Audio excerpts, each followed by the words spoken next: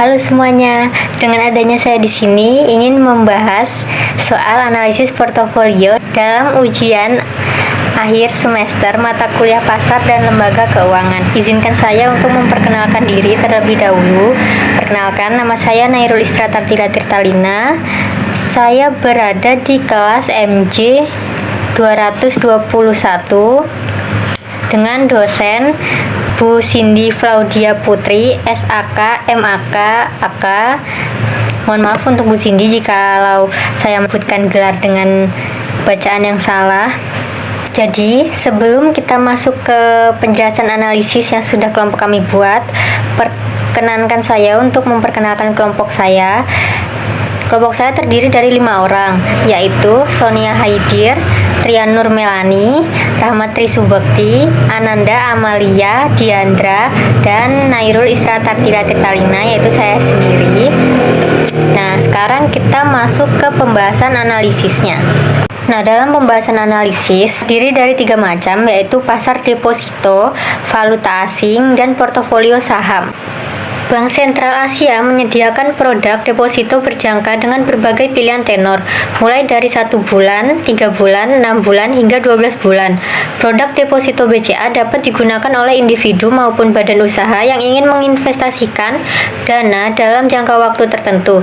Sebagai salah satu bank terbesar di Indonesia, BCA memiliki tingkat kepercayaan yang tinggi dari masyarakat sehingga produk depositonya menjadi salah satu pilihan investasi yang cukup populer.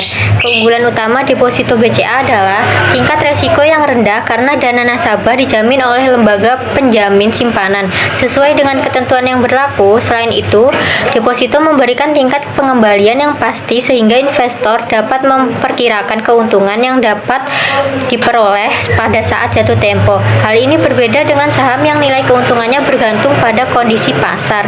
Meskipun demikian, deposito juga memiliki beberapa kelemahan.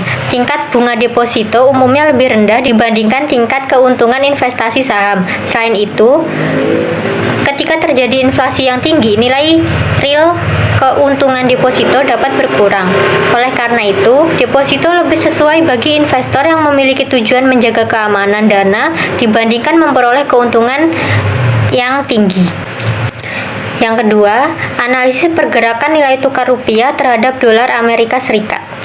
Nilai tukar atau KRAS merupakan harga suatu mata uang terhadap mata uang lainnya. Dalam konteks Indonesia, nilai tukar rupiah terhadap dolar Amerika Serikat menjadi salah satu indikator ekonomi yang sangat diperhatikan karena memiliki pengaruh besar terhadap perdagangan internasional, investasi, dan stabilitas ekonomi nasional. Pergerakan nilai tukar uang rupiah dipengaruhi oleh berbagai faktor, baik dari dalam negeri maupun luar negeri. Faktor domestik meliputi tingkat inflasi, pertumbuhan ekonomi, suku bunga Bank Indonesia, kondisi neraca perdagangan, serta stabilitas politik dan keamanan negara. Sementara itu, faktor eksternal meliputi kondisi ekonomi global, kebijakan suku bunga Federal Reserve, harga komoditas dunia, dan arus modal asing. Dalam 1 bulan terakhir, nilai tukar rupiah terhadap USD mengalami fluktuasi yang menunjukkan adanya pengaruh kondisi ekonomi global terhadap pasar keuangan Indonesia. Penguatan USD dapat menyebabkan rupiah melemah sehingga biaya impor barang dan jasa dari luar negeri menjadi lebih mahal. Kondisi ini berpotensi meningkatkan inflasi karena harga barang impor mengalami kenaikan. Sebaliknya, apabila rupiah menguat terhadap USD, biaya impor menjadi lebih rendah sehingga dapat membantu menjaga stabilitas harga barang di dalam negeri, sekaligus meningkatkan kepercayaan investor asing terhadap perekonomian Indonesia. Bagi investor, perubahan nilai tukar memiliki pengaruh yang cukup besar terhadap keputusan investasi. Investor yang memiliki aset dalam bentuk mata uang asing dapat memperoleh keuntungan ketika nilai USD meningkat terhadap rupiah. Oleh karena itu, investasi valuta asing sering digunakan sebagai salah satu strategi diversifikasi untuk mengurangi resiko investasi. Nah, ini untuk yang ketiga, yaitu analisis portofolio. Analisis portofolio dibagi menjadi 2 macam, yaitu analisis saham BCA dan analisis saham TLKM. Baik, kita ke penjelasan analisis portofolio saham dahulu. Portofolio saham merupakan kumpulan investasi yang terdiri atas beberapa saham dengan tujuan memperoleh keuntungan sekaligus mengurangi resiko investasi. Dalam laporan ini dipilih 2 saham yang terdaftar di Bursa Efek Indonesia, yaitu BCA dan TLKM. Untuk analisis saham BCA, merupakan salah satu perusahaan perbankan terbesar di Indonesia. Kinerja perusahaan yang stabil, laba yang terus meningkat, serta kemampuan dalam mengelola resiko menjadikan saham BBCA sebagai salah satu saham unggulan di pasar modal Indonesia. Perusahaan melakukan emisi saham dengan tujuan memperoleh tambahan modal dari masyarakat atau investor. Dana yang diperoleh dari hasil penjualan saham digunakan untuk mendukung kegiatan operasional perusahaan, memperluas jaringan bisnis, meningkatkan layanan digital, serta memperkuat struktur permodalan perusahaan.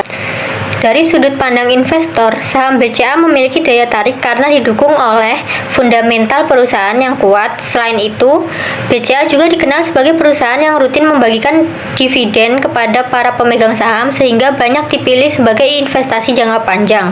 Namun demikian, investasi pada saham tetap memiliki risiko karena harga saham dapat mengalami kenaikan maupun penurunan akibat perubahan kondisi ekonomi, kebijakan pemerintah maupun sentimen pasar. Nah, selanjutnya yaitu analisis saham TLKM. Merupakan perusahaan telekomunikasi terbesar di Indonesia yang bergerak dalam bidang layanan telepon, internet, data, dan teknologi digital. Perusahaan memiliki peran penting dalam mendukung transformasi digital yang sedang berkembang di Indonesia. Sama seperti perusahaan lainnya, TLKM merupakan emisi saham untuk memperoleh tambahan modal yang digunakan dalam pengembangan infrastruktur telekomunikasi, pembangunan jaringan internet, peningkatan kualitas layanan digital, serta ekspansi bisnis berbagai sektor teknologi informasi. Prospek saham TLKM cukup baik karena kebutuhan masyarakat terhadap internet dan teknologi digital terus meningkat setiap tahun. Posisi TLKM sebagai perusahaan telekomunikasi terbesar di Indonesia memberikan keunggulan kompetitif dibandingkan perusahaan lain di sektor yang sama, sehingga saham TLKM sering dianggap sebagai salah satu pilihan investasi yang menarik bagi investor jangka panjang. Jadi selanjutnya yang keempat yaitu analisis diversifikasi portofolio investasi. Dalam dunia investasi dikenal konsep diversifikasi portofolio, yaitu strategi penyebaran dana investasi ke berbagai instrumen untuk mengurangi resiko. Diversifikasi dilakukan karena setiap instrumen investasi memiliki karakteristik risiko dan tingkat keuntungan yang berbeda. Sebagai contoh, seorang investor dapat mengalokasikan dananya ke dalam deposito, saham, dan valuta asing secara bersamaan. Deposito berfungsi sebagai instrumen yang memberikan keamanan dan stabilitas. Saham memberikan peluang keuntungan yang lebih tinggi, sedangkan valuta asing dapat digunakan sebagai pelindung nilai terhadap risiko perubahan crash. Dalam kasus ini, kombinasi deposito BCA, saham BBCA, saham TLKM, dan kepemilikan USD dapat menjadi contoh portofolio investasi yang cukup seimbang. Nah, untuk hasil akhir analisis kami yaitu berdasarkan pembahasan yang telah dilakukan, dapat diketahui bahwa deposito BCA merupakan instrumen investasi yang aman dan cocok bagi investor konservatif. Pergerakan nilai tukar rupiah terhadap USD menunjukkan bahwa faktor ekonomi global dan domestik memiliki pengaruh yang signifikan terhadap kondisi pasar keuangan Indonesia. Selain itu, saham BBCA dan TLKM memiliki prospek yang baik karena didukung oleh fundamental perusahaan yang kuat dan peluang pertumbuhan bisnis yang menjanjikan, sehingga dapat dijadikan bagian dari portofolio investasi jangka panjang. Kondisi antara deposito, valuta asing, dan saham dapat membantu investor memperoleh keseimbangan antara keamanan investasi, likuiditas, dan potensi keuntungan sehingga tujuan investasi dapat tercapai secara lebih optimal. Nah, untuk bagian penutup yaitu kesimpulan, Berdasarkan hasil analisis yang telah dilakukan, dapat disimpulkan bahwa pasar dan lembaga keuangan memiliki peran penting dalam mendukung kegiatan investasi dan pertumbuhan ekonomi Indonesia. Deposito merupakan instrumen investasi yang menawarkan tingkat risiko rendah dengan keuntungan yang relatif stabil, dan produk deposito PT Bank Sentral Asia dapat menjadi pilihan bagi investor yang mengutamakan keamanan dana. Pergerakan nilai tukar rupiah terhadap USD menunjukkan bahwa kondisi ekonomi global dan domestik memiliki pengaruh besar terhadap pasar keuangan Indonesia. Sementara, saham BBCA dan TLKM memiliki fundamental yang kuat dan prospek pertumbuhan yang menjanjikan sebagai instrumen investasi jangka panjang. Di sisi kelembagaan, perusahaan asuransi dan perusahaan pembiayaan sebagai bagian dari industri keuangan non-bank memiliki fungsi komplementer yang penting dalam ekosistem keuangan Indonesia, masing-masing dengan produk, manfaat sosioekonomi, dan profil risiko operasional yang khas, mengutamakan tata kelola, pemanfaatan RegTech, serta standarisasi praktik penagihan menjadi kunci mitigasi risiko bagi kedua jenis lembaga tersebut. Lebih lanjut, lembaga keuangan internasional seperti IMF dan World Bank turut mempengaruhi stabilitas arus modal masuk ke sistem perbankan dan non-bank domestik melalui jalur kepercayaan investor, kebijakan makroprudensial, pembiayaan langsung, dan jaringan pengaman likuiditas. Interaksi antara kebijakan domestik dan dukungan lembaga internasional ini pada akhirnya menentukan ketahanan sistem keuangan Indonesia terhadap gejolak eksternal. Melalui penerapan strategi diversifikasi portofolio yang mengombinasikan deposito, valuta asing, dan saham, serta penguatan tata kelola pada lembaga IKNB dan koordinasi kebijakan makroprudensial yang responsif terhadap dinamika arus modal internasional, pelaku pasar dan otoritas dapat mengurangi risiko sekaligus meningkatkan peluang memperoleh manfaat ekonomi yang optimal dan berkelanjutan.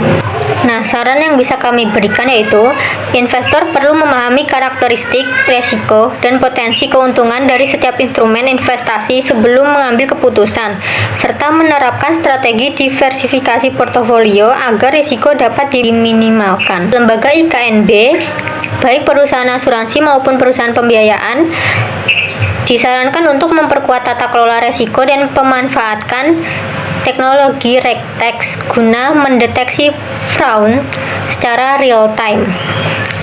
Otoritas terkait Bank Indonesia, OJK, dan Kementerian Keuangan perlu terus memperhatikan rekomendasi lembaga keuangan internasional secara selektif dan adaptif tanpa mengabaikan kepentingan stabilitas domestik jangka panjang. Dan perlu adanya pengendalian yang lebih ketat terhadap arus modal jangka pendek yang bersifat spekulatif guna menjaga stabilitas nilai tukar dan pasar keuangan domestik secara berkelanjutan. Untuk lebih jelasnya, nanti akan kami lampirkan file yang menjelaskan keseluruhan tentang analisis atau penggabungan tugas antara UTS dan tugas biasa. Sekian dari presentasi saya hari ini yang membahas tentang analisis portofolio saham.